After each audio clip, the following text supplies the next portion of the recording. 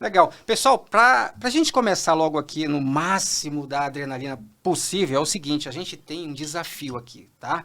A gente tem um desafio médico muito bacana, que são uma coisa aqui que a gente inventou aqui, que eu acho que é meio inédito, até em matéria de podcast, porque ninguém vai para o podcast para ser desafiado, a gente vai para bater o papo, a gente está aqui meio que inventando coisa, e aqui tem uns desafios, tem umas situações aqui bem complicadas, e a gente vai trazer isso para a mesa, mas sempre a gente dá para o estagiário, para o aluno, ele vai na frente, é por isso que ele é sangue novo, entendeu?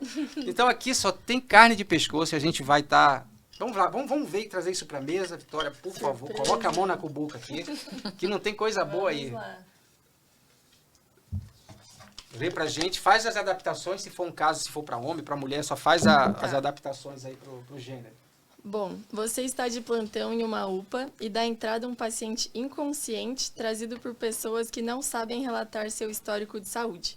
Seus sinais vitais estão totalmente alterados e você não sabe por onde começar. O que você fará diante deste desafio? Que coisa absurda isso, doutor. Como é que é isso aí? E aí, Vitória, por onde começar? Peraí.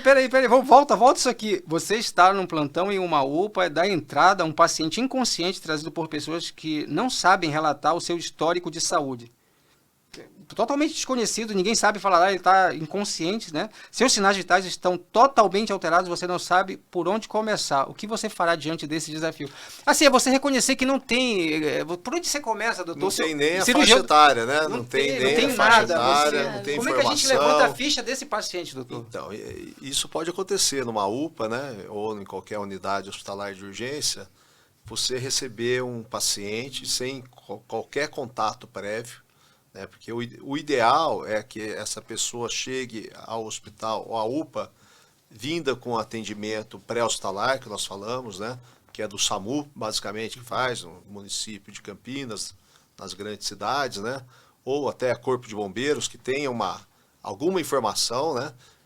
Coletada através dos parentes, na cena onde aconteceu essa situação de urgência. Mas pode acontecer de chegar o próprio familiar, trazer uma pessoa, e aí você vai ter que suspeitar de alguns diagnósticos que levem a um quadro aí de inconsciência. Essa paciente está em coma. Já é uma situação muito crítica, muito grave, né? Porque se você não tomar algumas atitudes, essa pessoa não vai conseguir respirar, pode a própria base da língua engasgar, dificultar a respiração. Talvez você vai ter que fazer algumas manobras para deixar ela em condição de ter uma respiração, já usando material mais invasivo para providenciar aí uma via aérea para ela. E não temos nada de história. Seria uma paciente diabética que está entrando em coma. Vai ter que ver como será é que ela isso, infartou? Né? Não tem história de queda, de traumatismo. Então é uma situação bastante desafiadora, né? Para quem está na unidade de emergência. E na unidade de emergência, muitas vezes, nós temos médicos jovens, recém-formados, né? Que podem ter dificuldades para se deparar com um quadro desse. Então, pode ser uma série de situações que pode levar a esse quadro descrito. Felizmente, na maioria das vezes, a gente tem um pouco mais de informação, mas nesse caso nós não temos, né? Aí deu trabalho, né, Vitória? Ficou difícil. Ficou difícil, né? Agora, uma cardiologista sempre pode ajudar. Eu acho que tem alguma coisa de cardiologia nisso aí. Sempre pode ser que tenha. Que é a causa mais frequente Marco, de existe uma óbitos, brincadeira aqui em Campinas, meio PUC e Unicamp, né? Eu sei dessa Então, Vitória, história. essa é fácil pra gente, não é? Eu tô brincando, porque assim, eu fiz clínica médica, depois fiz cardiologia, e por muitos anos na PUC, o residente de clínica médica era a porta do PS. A gente atendia desde o grande politraumatizado, desde vamos supor, um tiro, um acidente por arma de fogo. Logicamente, a equipe de cirurgia de urgência, a neurocirurgia estava toda lá conosco, ortopedia, mas o clínico tinha que dar a primeira assistência. E você sabe que você contando esse desafio, eu lembrei muito de um professor de infectologia minha, né? Então, assim, somando o que o Gustavo falou, né, que é um super professor de emergência, né, primeiro tirar aquela pessoa do risco de vida, né? A gente nem olha, né? Vamos primeiro tirar aquela pessoa daquela situação. E é muito bacana porque o médico é um investigador, né? A gente é um grande detetive, investigador. Né? E eu me lembrei agora, Gustavo, do professor Rogério Jesus Pedro, nosso professor de infectologia maravilhoso. Uma vez nós tivemos um caso parecido assim. chegou uma pessoa, um homem, e ninguém sabia falar nada. Falaram assim, ele é um morador, uma pessoa em situação de rua, por isso que nós não temos nada e tudo mais. E o doutor Rogério, toda aquela sabedoria... Totalmente inconsciente, doutora. Inconsciente, daí já foi para a enfermaria da UTI, entubado. E aí, quem que é esse paciente, né? Ele já está com sinais vitais garantidos e tal, mas e agora, né? E o doutor Rogério, nosso professor de infectologia na época, muito sábio, eu nunca me esqueci, ele pegou a mão do paciente e falou, gente, isso aqui não é necessariamente uma pessoa em situação de rua. Eu acredito que ele é um grande trabalhador, tem terra embaixo da mão dele, da unha dele. Fantástico. Eu acho que ele deve ser um pedreiro, alguma coisa assim. E foi investigando. No fim, era uma encefalite por HIV, que não tinha sido diagnosticado ainda, né? Os exames foram saindo, a gente vai montando as pecinhas do quebra-cabeça. E, por fim, a assistência social, né? A equipe multidisciplinar na luta conseguiu achar alguém da família dele. Realmente, ele tinha saído para trabalhar. Há 2 dias, ninguém tinha notícia dele. Olha só. E era uma história assim. Então, a nossa profissão é muito bonita por isso, né? Porque todo mundo trabalhando junto, a gente vai achando pontinhos até saber quem é aquela pessoa em cuidado, né? Que legal. E a gente acaba trazendo um tema que a gente também tem essa missão aqui de cada vez reforçar, que é a preparação do profissional, né? Que a gente está vendo aí os cursos de medicina, né? Muitos cursos de medicina aparecendo, e nem todos, infelizmente, como hospital escola, né? Como base ali, né, para poder... E a gente se depara ali, o que vai acontecer? Uma pessoa dessa podia evoluir para óbito rapidamente. No seu caso, doutor, ali, se não tivesse um atendimento, né, não fizesse uma intubação, e intubação é outro drama que os jovens ali ainda têm essa... Precisam treinar, né, durante a faculdade, durante a graduação, precisa aprender esses procedimentos, porque quando chega uma urgência, o médico que está lá atendendo no plantão, ele precisa estar preparado para atender essa urgência. Mas, infelizmente, nem todos, né, estão preparados, porque, às vezes, não tiveram uma capacitação adequada, uma exposição adequada. Por isso que você comentou o fato de ter um hospital na faculdade, isso é extremamente necessário, né? E é a fase que ela está entrando agora, a Vitória, que é o internato, né? Internato. Ela está começando o internato médico agora, são 2 anos de internato, né? Já discutimos isso numa dos podcasts anteriores, a importância do aluno de graduação praticar a medicina, sob supervisão dos seus professores, junto com os residentes. É aí que eles vão aprender mesmo, né, como se comportar em uma situação difícil como essa. Certo, Né? com certeza. Então, isso é fundamental. Então tá, o desafio foi, teu desafio foi, acho que Foi o mais caprichado difícil, esse, hein? na Foi Cumbuca, caprichado. esse na Cumbuca, É eu acho que porque é o elas mais são difícil. meninas inteligentes da PUC, é por isso. Foi daquele... Mas teve sorte que a doutora aqui, com certeza, teve aí trouxe pra gente um negócio muito bacana. Agora o senhor teve em Doha, hein, doutor? A gente quer saber um pouco aí, o senhor fez Pois sucesso é. nas redes sociais ali, trazendo um pouco de Doha pra gente, reunião de médicos aí do mundo Fui inteiro. lá no Catar. Por que Doha, doutor? O que aconteceu? É a iniciativa deles lá? O que Não, que eles têm? temos um contato lá com um colega, inclusive um ex-aluno aqui da Unicamp, né, que se formou 8 anos antes que eu. Ele está lá em Doha já há 4 anos, o professor Sandro Risoli, né? Ele é um cirurgião do trauma.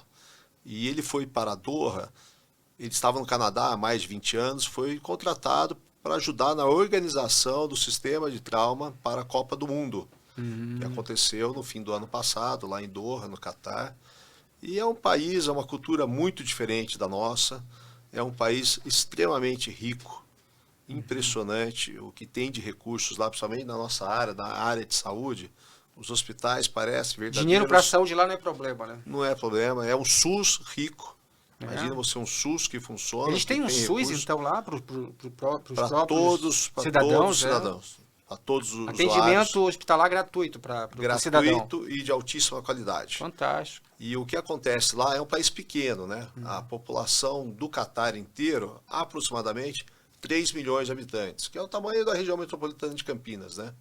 E desses 3 milhões, apenas 10%, 300 mil aproximadamente, são catarianos. São pessoas nascidas lá, da mesma tribo, entre aspas, que eles falam, que eles são todos São mais árabes, ou menos né? árabes, são parentes, não? Então 10% da população de catarianos e 90% são estrangeiros, que vão para lá para trabalhar, né, nas diferentes áreas e foi muito movimentado o Catar por causa da Copa do Mundo, né? Então eu tinha ido lá já antes da Copa e voltei agora. É impressionante o que cresceu aquela cidade.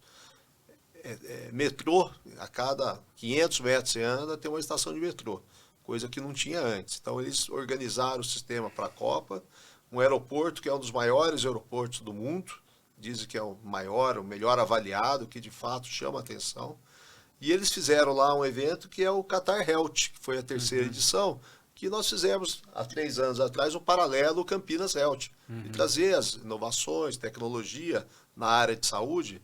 E aí eu fui participar de um curso, manobras cirúrgicas em cirurgia do trauma, que a gente já faz esse curso aqui no Brasil já desde 2010, mas que começou a ser realizado lá no Catar no ano passado, né, em 2022, e teve o segundo curso esse ano. E foi muito interessante, porque dessa vez os alunos, os candidatos, eram cirurgiões não só do Catar, era um curso para 20 e poucos cirurgiões, tinham médicos, cirurgiões de outros países do Oriente Médio. Então tinha lá de Omã, Sri Lanka, do Kuwait. Então são países também muçulmanos, né? Que têm uma cultura muito diferente da nossa, né? Mas é interessante ver que eles são muito interessados no assunto, porque eles são esses países que frequentemente estão em guerra, né? Então essa área de cirurgia do trauma para eles é muito importante, né? Devido aos conflitos militares que eles enfrentam.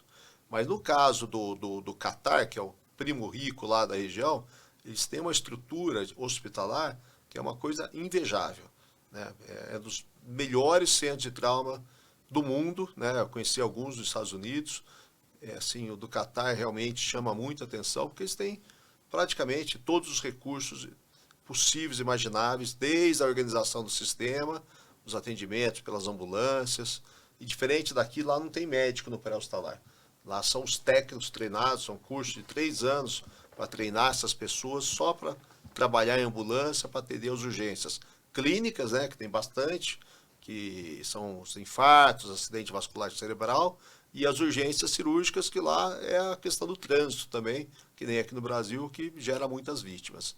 Então eles têm um sistema muito organizado. E é impressionante o atendimento dentro da parte hospitalar.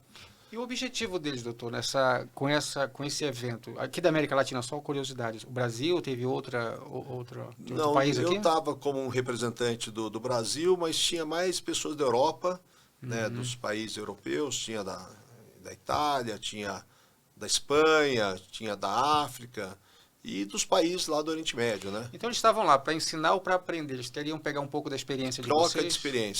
Troca de experiências. Né? Então, na área cirúrgica aqui no Brasil, a gente está até que bem avançado, né, nessa parte de cirurgia de urgência, de trauma, porque, infelizmente, a violência, volume, né? a violência nossa aqui é muito grande. Então, o nosso residente faz muitos procedimentos cirúrgicos, né? Lá a exposição é muito menor. Lá praticamente não tem violência por interpessoal, arma branca, projétil, arma de fogo. Não tem homicídio no país praticamente. Basicamente não existe. Agora a questão do trânsito existe. Porque são rodovias boas que eles têm, né? As vias públicas muito boas, largas, com os carros de altíssima qualidade, andando em alta velocidade. Só que detalhe que lá não existe o fator álcool de risco. Coisa que aqui no Brasil, né? Inclusive hoje foi lançado o anuário da Prefeitura de Campinas dos óbitos no trânsito de 2022, e álcool era o fator de risco que mais estava expondo a nossa população, né? Essas vítimas fatais que aconteceram em Campinas. Lá não existe porque eles não têm a cultura de consumir bebida alcoólica, que é até meio proibida no país, assim, só em alguns locais mais reservados que você consegue ter acesso a uma cerveja, por exemplo, né? E então não tem esse fator no trânsito.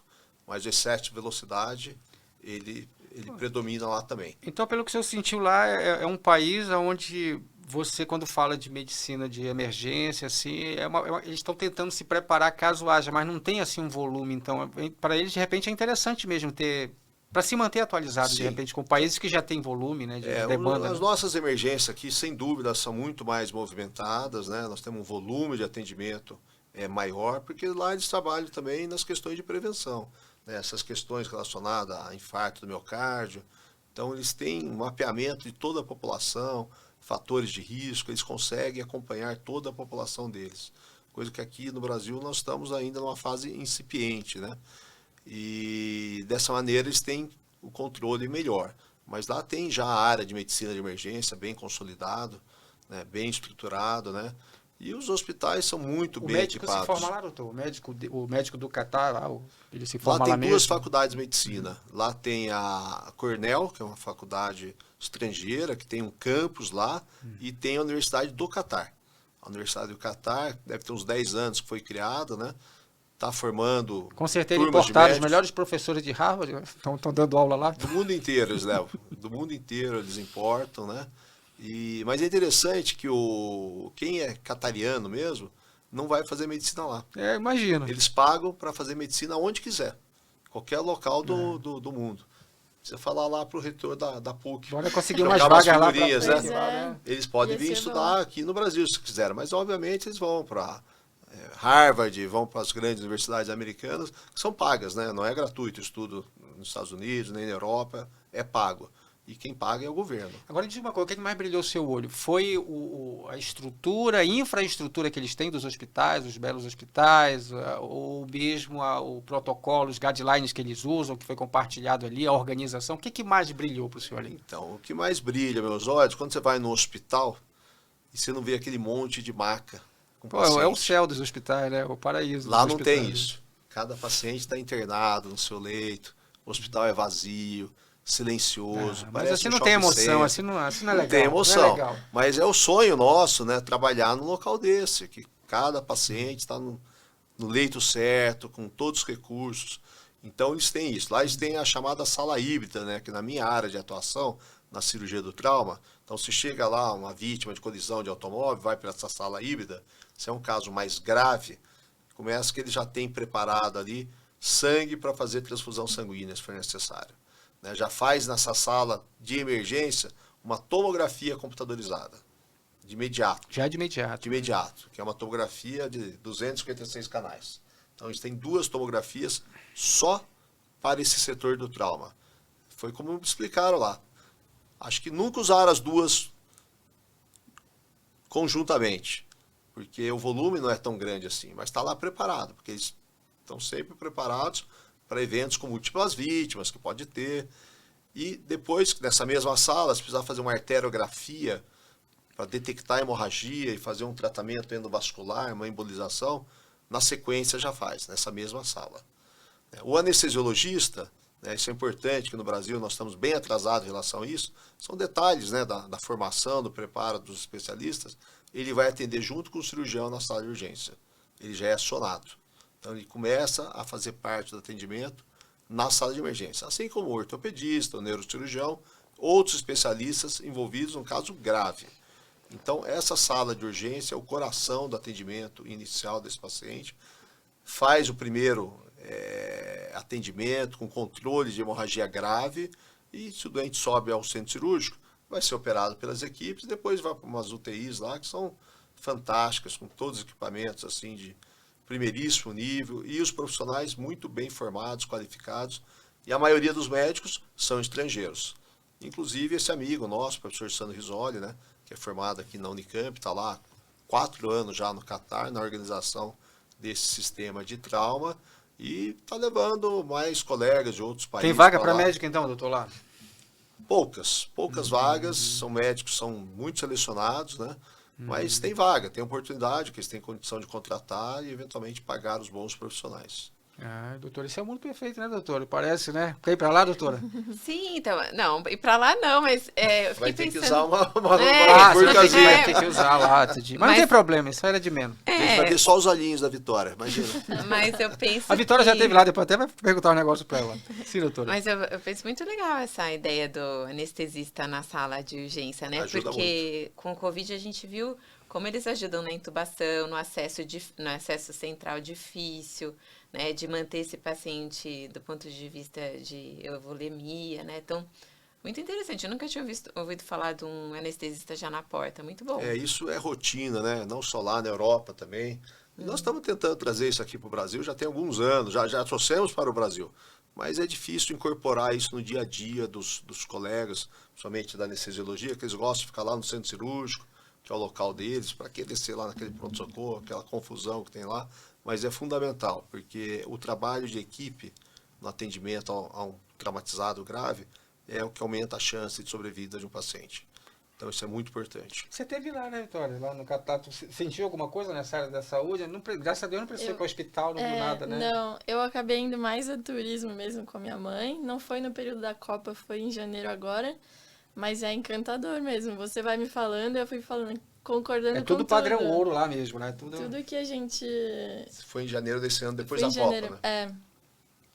E é realmente, impressionante. tudo funciona. Funciona tudo. O aeroporto Aeroporto ursinho amarelo lá. maravilhoso, os metrôs gigantescos, então... E vazio, né? Vazio. Dá a impressão que está numa cidade deserta. Isso que eu ia falar. Porque tudo é grandioso e a população lá não é tão grande. A população é do tamanho de Campinas, o país inteiro, né? Então dá a impressão que tem pouca gente lá. Mas não é verdade, porque nos horários de pico, né? Fim de semana, né? Que lá é diferente. A sexta-feira é o dia da reza, o sábado deles é o dia, como se fosse o domingo nosso aqui. Então tem uma série de coisinhas diferentes, né? Que a gente vai aprendendo aos poucos, né? E impressiona, né? A vestimenta, as vestes, Cultura, principalmente né? das mulheres, é bem diferente. E o que dá para trazer, doutor, aí para a Unicamp de ideia? Pegou alguma ideia lá que de repente lhe empolgou demais e agora só quer passar essa ideia à frente? Nós temos uma parceria já, né, da Unicamp, isso desde 2019, com a Universidade do Catar, para fazer esses intercâmbios de alunos. Que bacana. Tivemos já um residente que foi ficar lá um mês, estagiar um mês, e estamos programando a partir de 2024 que o residente das cirurgias, né, todos os residentes da cirurgia geral, passem um mês lá. Olha só Passe que um bacana. mês lá para ver esse centro de trauma, mudar o conceito da cirurgia do trauma aqui no nosso país, especificamente aqui em Campinas, né? Abrir espaço futuramente para outros programas de residência que nós temos aqui em Campinas, né? Próprio da PUC, que é uma parceira nossa, do Hospital Mário Gatti, do Hospital Ouro Verde, tentando unir esses programas de residência médica para qualificar melhor os nossos profissionais. Eu acho que isso é um grande diferencial que nós podemos ter para o futuro, né? É a expectativa que isso aconteça. E é interessante que eles vão fornecer hospedagem e alimentação. Então, o residente que for vai ter que providenciar a passagem aérea. Né? E aí tem uma brincadeira que eu faço com o professor Risoli, né? Nós precisamos trazer a Qatar Airways para Campinas. Eu já falei com a nossa secretária de turismo, já conversei com a desenvolvimento. Precisamos trazer para Campinas, porque o que dá mais trabalho para o Qatar é pegar o carro aqui e a marginal para chegar até Guarulhos. Faz sentido já. Então, o Viracopos Viracopos é um dos maiores aeroportos do Brasil. Chega ouro direto de lá para cá, Então, daqui para lá e não chega o avião para levar o aluno lá. Tem que levar o aluno, pô. Mas se começar a ter mais ida e vinda, talvez isso seja viabilizado. Ouvindo a sua fala, né, e pensando no Campinas Health, veja só, né, parece um panorama perfeito, né, a saúde no Catar. Mas eu vejo, né, que no nosso país a inovação surge da necessidade de melhorar processos, simplificar situações que não funcionam. Num país que funciona tudo tão bem, você viu inovação? Tem inovação, sempre tem inovação. Inclusive, uma das coisas que foi discutido agora nesse evento, as questões da área de radiologia, os laudos, não só eles fazem um reporte para dar o laudo, como aponta as coisas, como se você tivesse tempo real, o radiologista descrevendo o laudo. Isso está sendo desenvolvido, inclusive, com a participação de brasileiros. Radiologistas do Brasil que estão lá, que ajudaram na implementação desses programas. Então, sempre tem inovação lá. Eu fui visitar o centro de comando deles, parecido com o Sincamp, que nós tínhamos aqui, com as câmeras na cidade e tal. Eles têm um local lá que eles têm uma cobertura de 90 e poucos % do país com câmeras. Porque lá eles têm controle, todo mundo que entra lá, né? Dá a impressão que tem uma câmera te seguindo, né? E tem. Pior que tem, né? Até brinquei com o Sandro. Nós fomos sair outro dia lá, paramos o carro, falou, vamos vamos voltar para o carro. Será que estão vigiando a gente aqui, estão olhando a gente? Falou, olha, provavelmente sim. Mas é óbvio, eles vão ver se tiver uma situação, uma colisão de automóvel. Furto não tem lá, né? Roubo, essas coisas lá não existe, né? Então, eles têm um controle muito grande de todo mundo que circula naquele país. É um país pequeno, né? E a tecnologia lá é impressionante o que eles têm em tecnologia. Agora, a senhora falou interessante, né, doutora? A senhora perguntou se tem inovação num país onde tem Tudo, né? tem tudo, não é um país tão difícil também, né? É pequeno, não é tão grande, né? E pelo jeito o Brasil tá acontecendo lá, né? E o potencial que a gente tem aqui, né, doutor, para fazer isso aqui, né, doutora, né? A gente tem um potencial imenso aqui. Esses profissionais estão indo para lá. Então a gente está perdendo esses profissionais que podiam estar aqui. Essa é uma discussão antiga, né? Dos pesquisadores que vão Os embora, grandes vão né? embora, né? Sim. Precisamos parar de exportar cérebros e manter os bons cérebros no Brasil. Manter o bom cérebro. Isso aí, quem falava isso já era o Zeferino Weiss, que foi o reitor, né, que fundou a Unicamp, né, o Zeferino Weiss, e falava que nós precisamos manter os melhores cérebros aqui conosco. No nosso caso, Campinas, né, na nossa região, no nosso país, né? Não faz sentido você formar aí 6 anos de faculdade, né, depois mais 5 anos de residência médica, mais 3, 4 anos de mestrado, doutorado, demora 20 anos para formar uma pessoa, né? E aí você forma essa pessoa e a pessoa vai para o exterior e às vezes não retorna. Está acontecendo muito isso, as pessoas estão indo e não estão mais voltando. E dureza é você formar numa Unicamp, numa PUC, são universidades públicas, você investe, né, nessa formação e esse médico vai, como está lá, né? Isso, você com pegou, esse colega, investiu nele ficou. aqui. Mas eu acho que tem oportunidades boas e não é só nessa área. Através do Campinas Health, a gente quer manter essa parceria com o Qatar, né? Eles fazem o Qatar Health, a gente faz o Campinas Health. E essa troca, nos 3 anos o Qatar participou, tivemos sessão, inclusive esse ano nós tivemos, né? Teve uma médica americana, né? Uma enfermeira americana que coordena o centro de simulação deles, que é um centro de 4 andares, uma coisa grandiosa, e ela apresentou online, né? Porque foi no período ainda que estava difícil de fazer as viagens, os deslocamentos, apresentou online as novidades desse centro de simulação lá do Qatar. Antes de entrar para a doutora, me diz uma coisa, como é que está a expectativa aí dos teus colegas? É sair do Brasil, ficar no Brasil? Como é que está vocês lá na PUC? Nossa, na PUC, vários amigos, inclusive eu mesmo, sempre que eu tenho oportunidade, eu tô indo fazer estágio nas férias em algum lugar. Já fui para o Canadá 1 mês e Suécia 1 mês também. Mas eu acho que também pensando nisso, converso muito com os meus pais, se começar uma carreira fora, por mais que você já tenha terminado aqui, você volta praticamente uma estaca muito anterior. Então, tem que ser um plano, assim, que você comece a faculdade já pensando nisso. E eu acho que no meu caso, não seria trabalhar, morar fora, mas sempre que puder, sim, fazer cursos, fazer coisas fora, que isso é muito legal. É uma realidade completamente diferente e eu acho que esse contato que está tendo com o Qatar, Campinas Health, isso é uma grande porta até para Novidade, né? Pois é, A galera para vai quem gostar tem de saber disso interesse, aí, né? A gente tenta estimular ao máximo essa internacionalização, inclusive na graduação, os acadêmicos, são esses estágios de curta duração, né? 2, 3 semanas, um mês, o máximo, tem que tirar uma semaninha para turismo também, né? Você vai num país legal, 3 semanas de estágio, está muito bom, e 1 semana para fazer turismo, que aproveita, né? A ida. E eu acho que é fundamental nós estimularmos nossos alunos para se envolverem em internacionalização, porque isso abre a mente para eles e divulga a própria instituição, abre as portas para receber alunos de fora aqui em Campinas. É fundamental isso, principalmente na fase que ela está da graduação. Agora já é mais difícil, o internato, né? Ela tem que, geralmente, que o currículo da medicina, geralmente, ele é muito engessado. Ele não é muito flexível, como algumas profissões você consegue ter uma flexibilização no seu currículo. Então, você tem que tirar 1 mês e, às vezes, se você perde 1 semestre, na verdade, eu acho que você ganha para fazer um estágio no exterior. Sim. Você não está perdendo, não, você está ganhando. Muito, né? E, às vezes, pode jogar 1 semestre mais para frente, na hora de se formar, e fazer um belo estágio no exterior. Vale a pena, vai conhecer outros países, vai aprimorar a sua língua. Geralmente, são países que falam inglês. Lá no Qatar, basicamente inglês, a língua oficial. Sim. Tem a língua dos árabes lá, que eles falam entre eles, que ninguém entende nada também, né?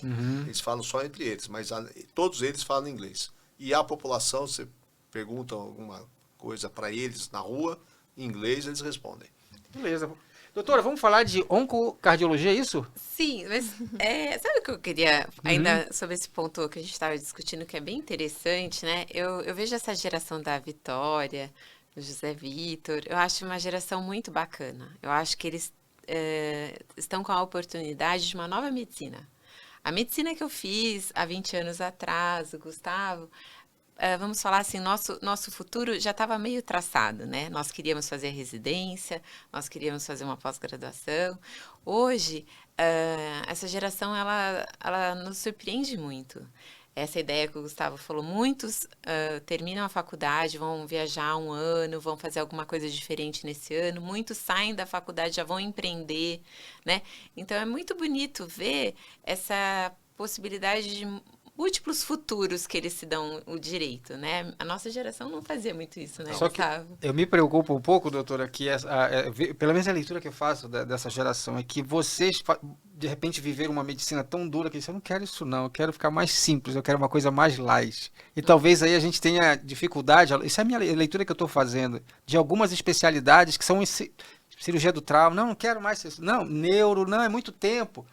Isso, eu não sei se essa geração, ela vai pegar o que vocês, de repente, o que a gente viveu aí na medicina, 20 anos atrás, é tão pouco tempo aqui. Pouco tempo. Mas a tecnologia, as redes sociais estão trazendo, na minha leitura, também umas fantasias que, de repente, essa resiliência, por exemplo.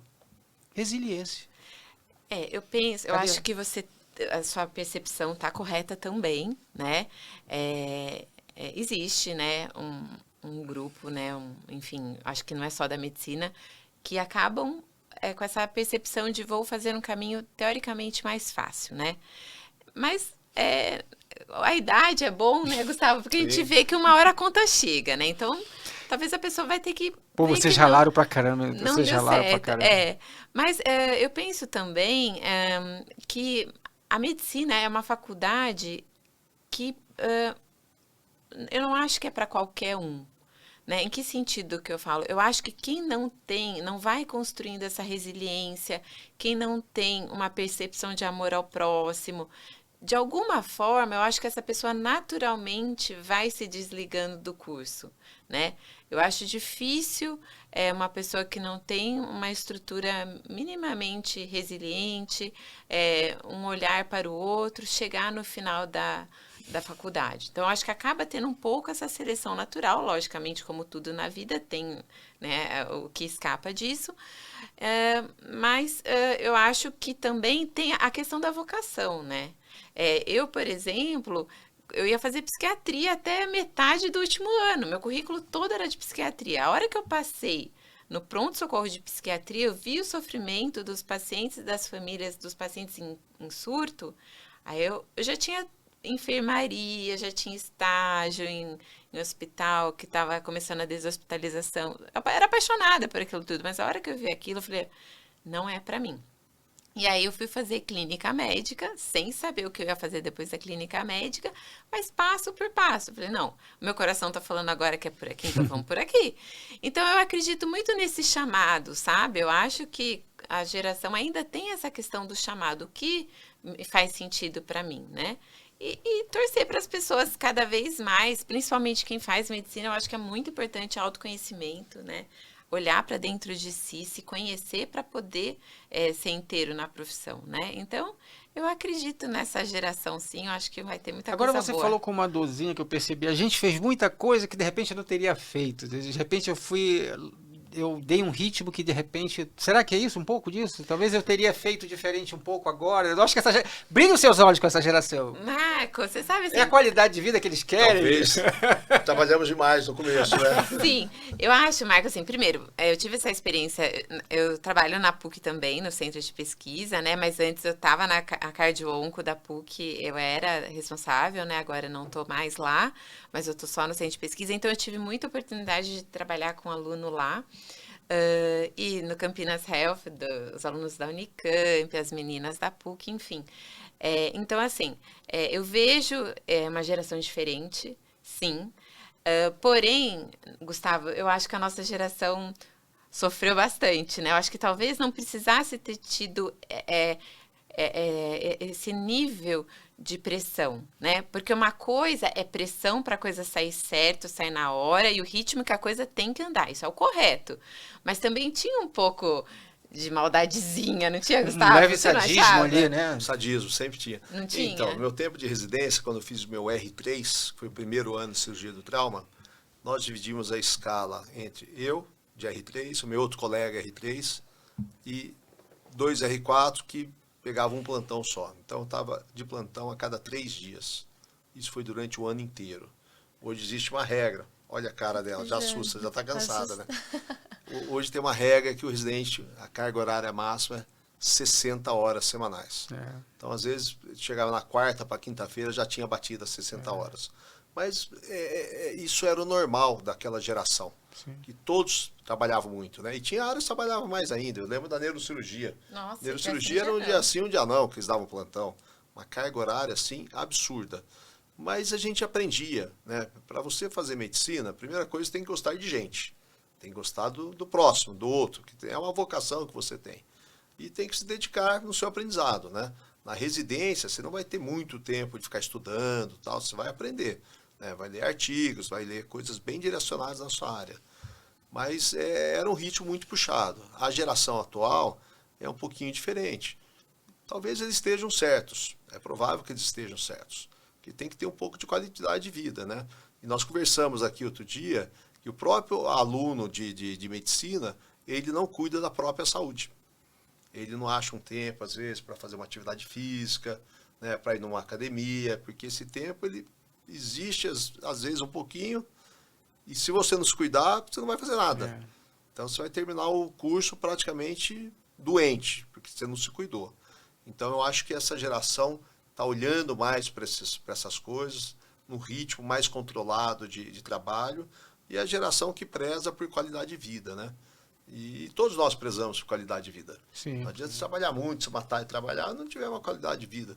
E a conta chega, né? Opa, se chega. Veja aqui minha coluna que dói agora, tal. E a minha área, né? Cardiologia com oncologia é a conta que chega também. A conta chega. E sabe, Marco, eu penso assim, né? Veja, eu me formei há 20 anos atrás. Não é tanto tempo, doutora, hoje em dia. Passa tão rápido. Tinha plantão, né? Como eu contei para vocês, né? A gente ficava na porta.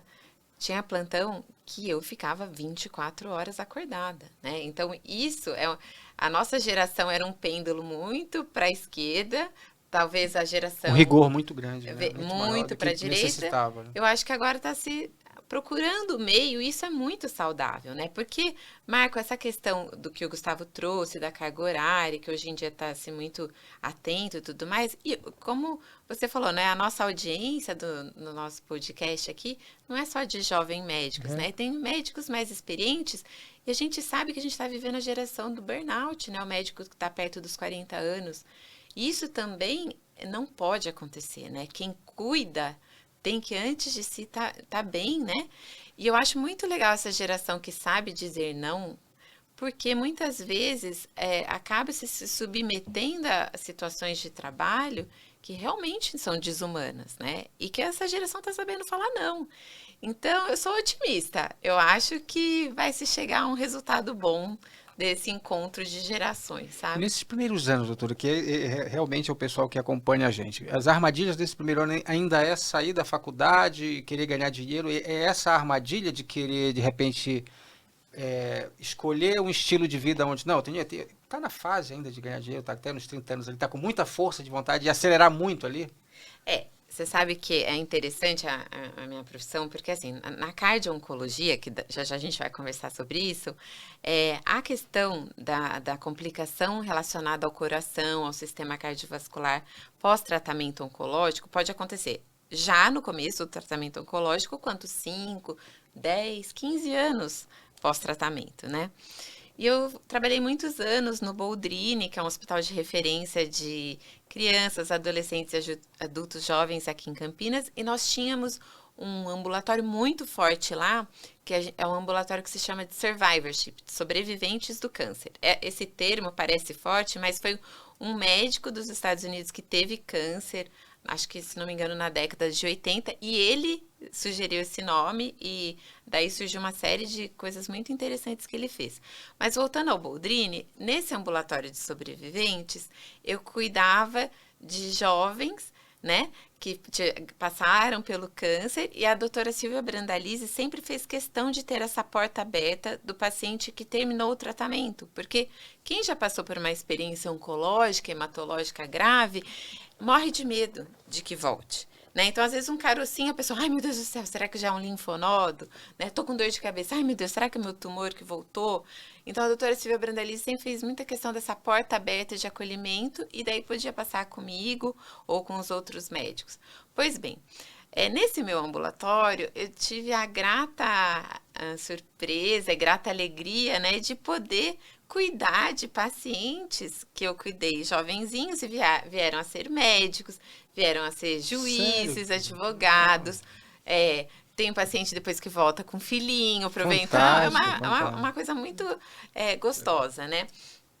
Mas eu tô contando isso para você por quê? Porque uma das minhas pacientes médicas, né, uma querida, uma moça de Minas, ela fez isso, ela terminou a faculdade, foi trabalhar porque ela queria ganhar dinheiro. Precisava, né? Né? Não necessariamente, porque ela tinha até uma condição de vida, uma família bem, sabe?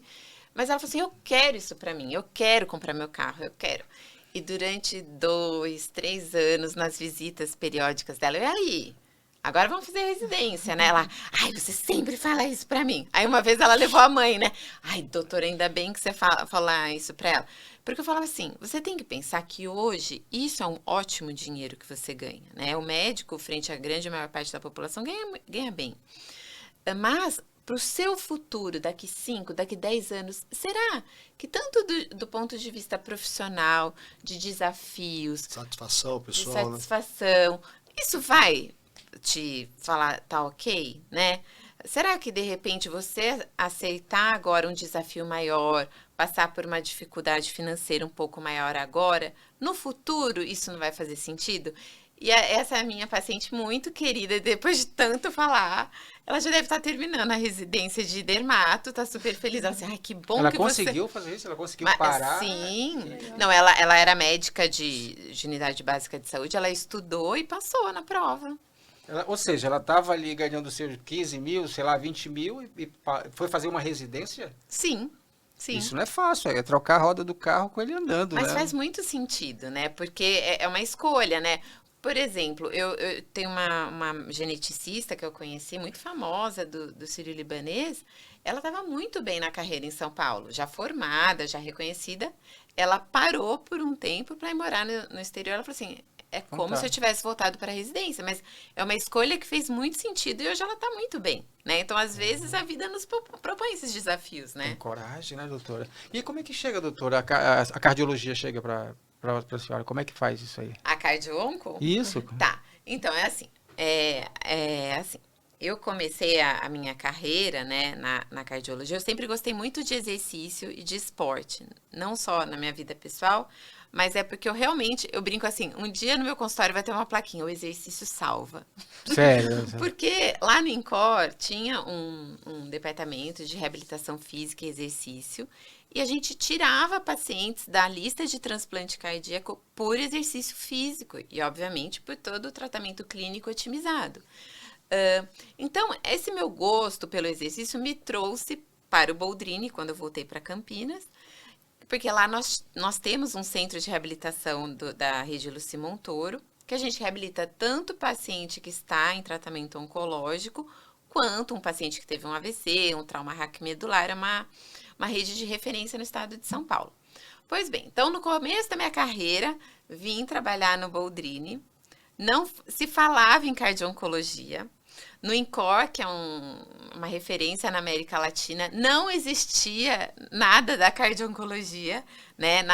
No setor de miocardiopatias, que é um problema que mais afeta o coração no pós-tratamento do câncer, é a insuficiência cardíaca. Não, era um ambulatório lotado, eu nunca vi nada de cardio-onco lá, porque não se falava sobre isso. né? Como eu falei anteriormente, com o evoluir do tratamento oncológico, hematológico, com a melhora do tratamento, as pessoas, graças a Deus, sobrevivem cada vez mais. Hoje, por exemplo, um câncer metastático não é mais uma sentença de morte. Você pode viver muito bem, com muita qualidade, com essa doença crônica. Nós temos que mudar o nosso olhar da oncologia para algo definitivo, mas sim algo que você pode conviver com, né? E aí, lá no Boldrini, né, eu fui contratada por conta do centro de reabilitação, e aí a doutora Silvia Brandalize às vezes me chamava para ver alguns casos de insuficiência cardíaca e tudo mais. Eu falei, nossa, mas olha que coisa interessante. E aí, estudando sozinha, estudando com ela, eu falei, nossa, mas isso faz sentido. E aí, uma vez, eu vi um simpósio pequeno que ia acontecer em Londres, e eu falei, eu vou lá, porque lá eu vou encontrar gente que faz o que eu faço, e aí eu vou poder conversar com essas pessoas.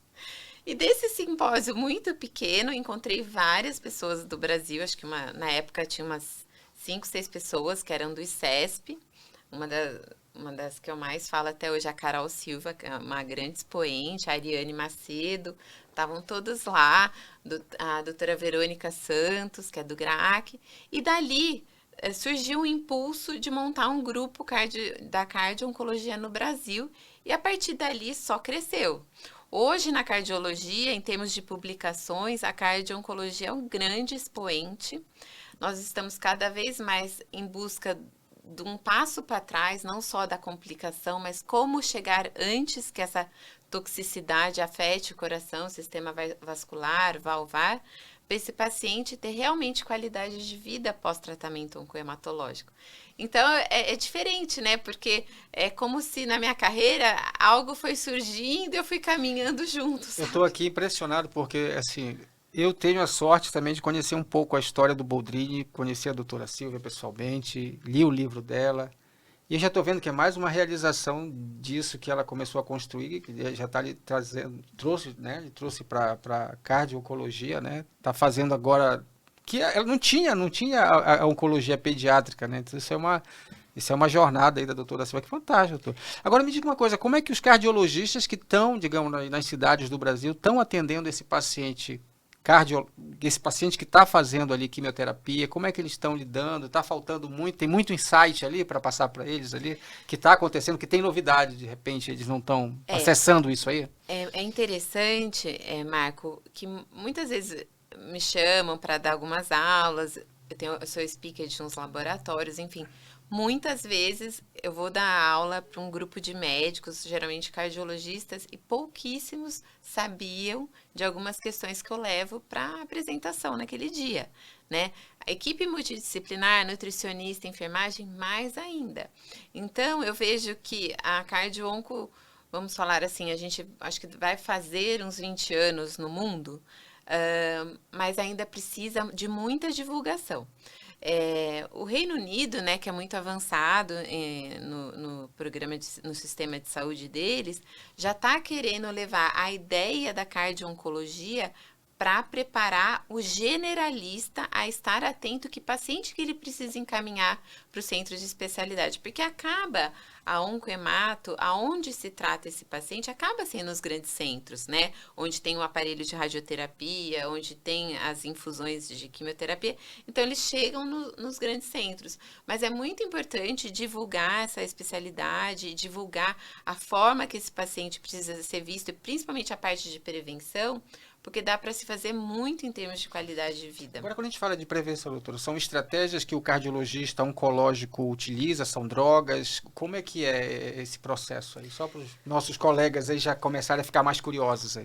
Marco, a cardio-onco pode atuar de diversas formas. Por exemplo, né, hoje onde eu trabalho na clínica de hemato e oncologia do Veracruz, como que eu estruturo o meu trabalho?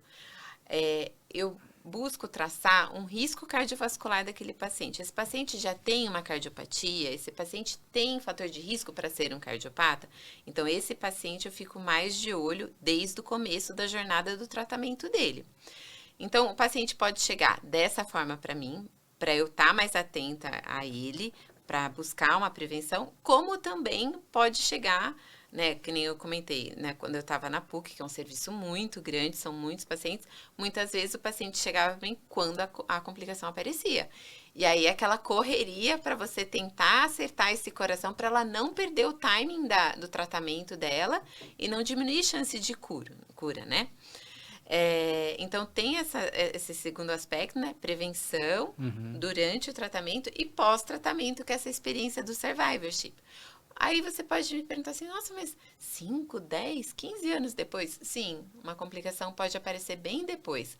Por exemplo, as radioterapias já evoluíram muito, né? Os aparelhos estão cada vez melhores. Mas antes não se conseguia concentrar o feixe de tratamento da radioterapia só no tumor. Então, por exemplo, o paciente que fez um tratamento de um tumor no mediastino, quase invariavelmente se pegava os vasos da base, o próprio coração. O nosso grande desafio são as mulheres de câncer de mama, né? Por quê? Porque, por exemplo, se a mama esquerda que a mulher teve o tumor e fez uma radioterapia ali em cima, ela tem maior risco de doença coronariana, por exemplo, porque vai irradiar bem em cima de onde ficam as coronárias. Se é a mama direita ou um tumor, por exemplo, de pulmão do lado direito, pode afetar as válvulas, né? Então, ter esse olhar de estar de olho para esse paciente não aparecer para mim só quando a situação já está muito crítica, faz muita diferença. E tem uma situação que eu acho muito interessante a gente levantar aqui para os nossos colegas médicos que estão nos acompanhando, que é o seguinte: a população está envelhecendo, a população está envelhecendo bem, né? Então, eu brinco, lá no hospital a gente tem uma carteira de clientes bem longevas, né? E eu brinco assim que lá o hospital é ótimo, porque eles passam por diversos agravos e estão firmão, vindo com 85 anos dirigindo na estrada e tudo mais. Mas por que essa brincadeira, né? Porque eu tive uma paciente que me marcou muito, uma paciente extremamente ativa, alegre, viajava com as amigas e tudo mais. Ela tinha um acompanhamento com cardiologista, ela tinha uma doença de válvula, que fazia muito tempo, porque o idoso pode ter por calcificação, né, da válvula. E aí o cardiologista falava assim para ela: mas a senhora tá tão bem. Mas a gente vai pensar em trocar essa válvula da senhora. Realmente, né, a troca valvar a gente só faz quando há extrema necessidade, mas essa paciente em si, ao meu ver, ela já tinha indicação. Só que o cardiologista, pensando assim, ela já tem quase 80 anos. Não vou arriscar. Né? Não vou arriscar, olha como ela tá cheia de vida, enfim. E aí, eis que, né, em outubro ela faz esse check-up, tem essa conversa desse cardiologista que, por sinal, é muito competente, não foi falta de competência de forma alguma. Em fevereiro ela chega pra gente com linfoma lá na nossa clínica de cardio-oncologia. E aí a hemato, né, era um linfoma, precisava tratá-la, só que ela estava com uma estenose aórtica muito grave, né? A sorte é que o grupo do Veracruz de cirurgia cardíaca é muito bom e propuseram, o Dr. Eloy propôs uma troca transcutânea da válvula, né? Hoje o SUS está começando a fazer, mas naquela época não tinha. Então, nós primeiro tivemos que intervir nessa válvula, graças a Deus por essa forma mais cruenta, ela ficou ótima, pôde tratar o linfoma, ficou muito bem. Hoje, infelizmente, ela é falecida porque ela teve uma recidiva depois de um tempo, mas ela teve uma jornada muito bonita. Então, sempre que eu vou falar de algo parecido para um grupo de cardiologistas, eu falo, gente, vamos lembrar que as pessoas estão envelhecendo, vivendo bem. Então, talvez a gente precise ser um pouco mais agressivo ao olhar os nossos idosos, de deixarem sempre eles bem, porque se uma doença mais séria vier, o corpo deles vai estar pronto para esse desafio, sabe? Então, é uma mudança da nossa época, né, Marco? Agora, como é que vocês, por exemplo, dentro dessa nova disciplina, o que não é nova, mas já temos 20 anos ali, mas para em alguns lugares, de repente, muitos cardiologistas, para eles é nova. Como é que consegue acessar isso, doutora? Vocês estão realizando congressos? Sim. Então, como é que está sendo essa Marco, capitalização dessa... Você está correto em chamar nova, né? 20 anos menos de 20 anos. Não é muito na medicina isso. É o primeiro departamento, né, no MD Anderson, que criou o primeiro. Mas acabou de ser aprovado que o residente de cardiologia tem que passar pela cardio-oncologia. Então, é o primeiro ano que isso tornou-se obrigatório. Mas vamos supor um residente de cardio que queira fazer essa jornada, hoje já tem fellowship, né, de 1 ano que eles podem prestar para se especializar nessa área. Tem a Sociedade Internacional de Cardio-Oncologia, que o Brasil está muito bem posicionado dentro dessa sociedade. É possível fazer o título internacional. No Brasil ainda não tem título. E tem os guidelines, né? Tem os guidelines da Sociedade Brasileira. E tem o que a gente mais utiliza na atualidade é da Sociedade Europeia, que foi publicado em 2022. Essa é a nossa bíblia, vamos falar assim. É porque a gente pensa, doutor, logo no SUS. Eu penso no SUS, eu penso no coitado do pobre que está lá fazendo o seu tratamento oncológico. Não sei se isso já está contemplado, a cardiologia. O SUS já está tendo, né, ambulatórios de cardiologia. Gustavo, só em lugares bem... consciente. Por exemplo, o ICESP, como eu falei assim, o ambulatório de cardio-onco da PUC, infelizmente, acabou, né? Na Unicamp eu sei que a cardiologia da Unicamp é excelente, mas não tinha como implementar mais esse ambulatório, né? Por uma questão de... Pô, estão achando luxo então, doutor? É isso que eu estou entendendo? Estão achando que isso é um luxo, ter um médico cardiologista com... Não, eu acho que... eu tenho colegas no Brasil inteiro, sabe? Estou falando de gestão. A gestão está achando que isso é um luxo, ter um... Precisa ter uma equipe dedicada, né? Sim, equipes, precisa.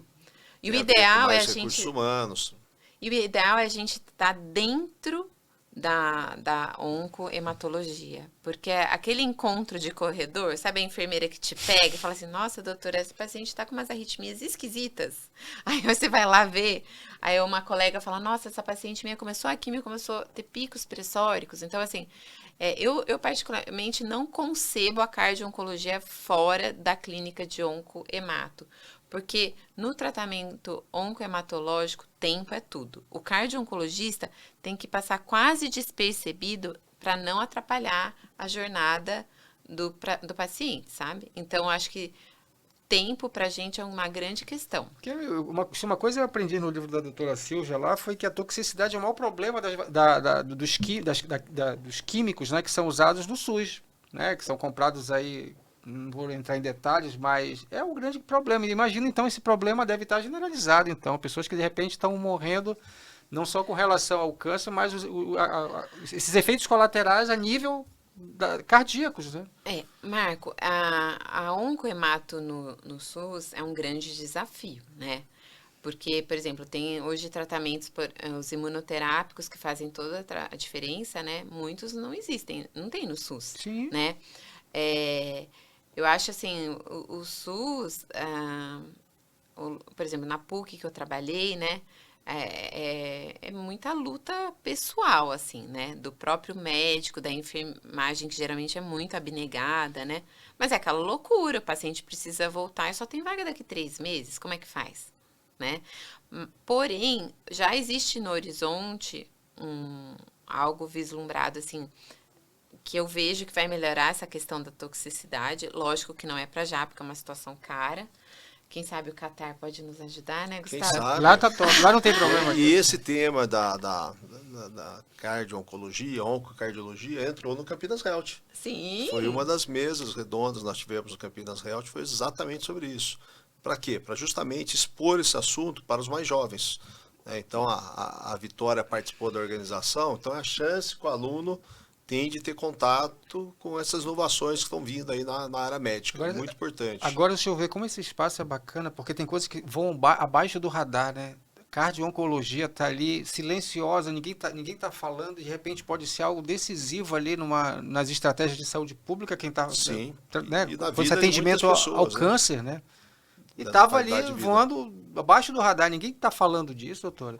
A empregabilidade para esse especialista, do caso, doutora, ainda é uma dificuldade dele, de repente, ser um especialista de onco e acabar ficando como um cardiologista comum? Olha, como é que é isso, né? Não, então, não dá para o cardiologista, vamos falar assim, com a formação habitual, né, fazer essa área, ao meu ver, né? Eu acho que que nem a gente está conversando sobre a residência, dos que estão saindo da faculdade, precisa de quilômetros rodados para você começar a ter uma depuração do que faz sentido e do que não, mesmo porque se você detecta uma toxicidade e você fala, esse paciente tem que parar esse tratamento, você pode estar dando uma sentença de morte, certo? Então, é uma área que tem que se estudar muito e está muito atualizado, porque, por exemplo, tem toxicidades transitórias. Mesmo no hospital que eu trabalho, há pouco tempo, taxaram uma moça como toxicidade e não era. Por quê? Porque até o aparelho do eco, a forma como é medida a função do coração, tem que se estar atento, porque a medida pode ter sido feita como se fosse um paciente normal, habitual, vamos falar assim, e deu uma alteração ali que não significava nada, né? Então, o cardiologista que não sabe da nossa área interpreta aquilo como toxicidade e não é, né? Então, você falar que a pessoa não pode mais receber aquele tratamento, você tem que estar muito seguro do que você está falando, né? Então, eu não vejo o cardiologista comum, sem ter estudado, se dedicado a essa área, fazer isso com tranquilidade. É fellow mesmo, né, doutora? Tem que... Sim, sim. E tem pessoas que, por exemplo, talvez não possa, né? Que nem a gente estava falando do momento de carreira, parar para vir morar num centro de excelência para poder estudar. Tem pós-graduações, né? Que a pessoa pode fazer, que são locais sérios. Tem vários congressos, né? Tem congresso mundial. Acabou de ter em Madrid em setembro, estava lá. Então, assim, eu acho que quando a gente gosta de um assunto, está muito aberto para a gente começar a ir atrás de onde se tá melhor em relação a isso. Agora eu fico pensando, um gestor, de repente, pode, se ele tem uma visão um pouco mais avançada, de repente ele pode querer incentivar isso dentro do seu ecossistema, né? De patrocinar isso aí, né? Faz sentido, doutora? Marcos, só para te deixar mais curioso, existe na cardio-oncologia algo que é, assim, a minha grande paixão, que chama cardio-oncologia reversa. O que vem a ser isso? Para você pôr no seu potinho de desafio, tá bom? Ah, é?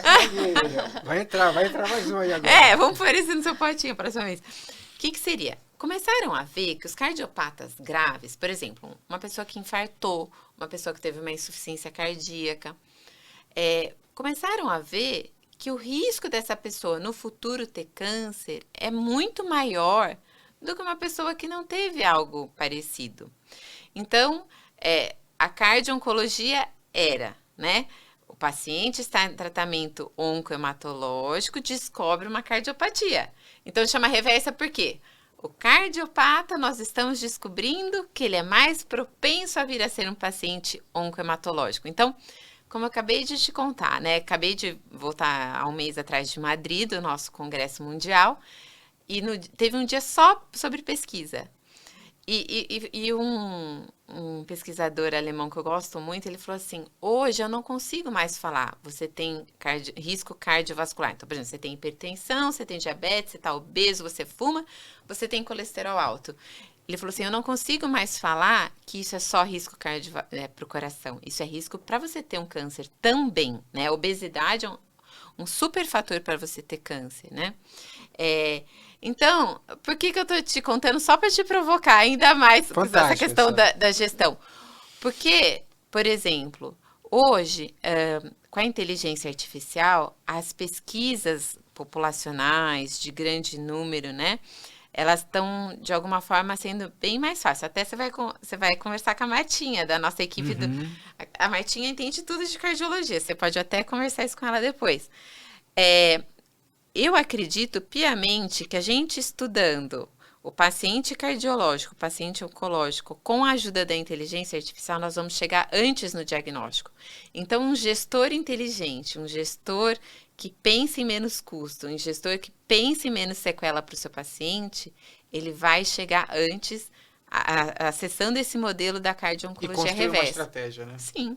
Fantástico, doutor. Olha só que nível. São grandes evoluções, né? O pessoal que ficou até agora aqui pegou aí uma aula do que já está vivendo aí. E vai ter inteligência artificial em breve, né? Um podcast mais voltado para isso, né? A doutora Renata poderia até participar com a Martinha junto. que a Tem muita ideia- coisa, doutora, nessa área aí, já andando já com inteligência artificial, a cardiologia tá... Sim, tem, sim. Mas eu ainda vejo, né, a inteligência artificial, ao meu ver, ainda a gente está no começo, né? Eu acho que ainda está aquela triagem inicial, mas, por exemplo, esse curso de inteligência artificial que eu estou terminando na Beneficência Portuguesa, o que, por exemplo, um professor mostrou, um professor de pneumologia ótimo, o chat GPT, ele pode nos ajudar a estudar melhor.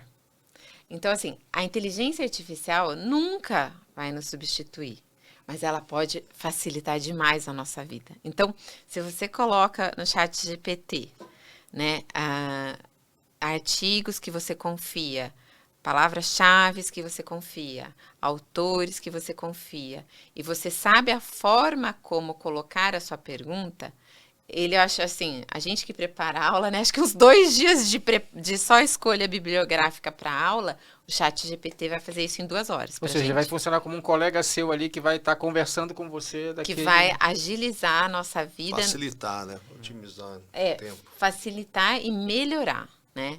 Mas eu não, de forma alguma, acho que a gente vai ser substituído, isso de forma alguma. Legal. É isso aí, olha como o tempo voa aí, tanta coisa dá pra gente falar. Obrigado, doutor, obrigado, Vitória. E você também que se ficou até agora aí, com certeza mereceu receber todo esse conteúdo, todos esses detalhes aí da Oncor Cardiologia, e espero ver você no nosso próximo episódio. Até lá.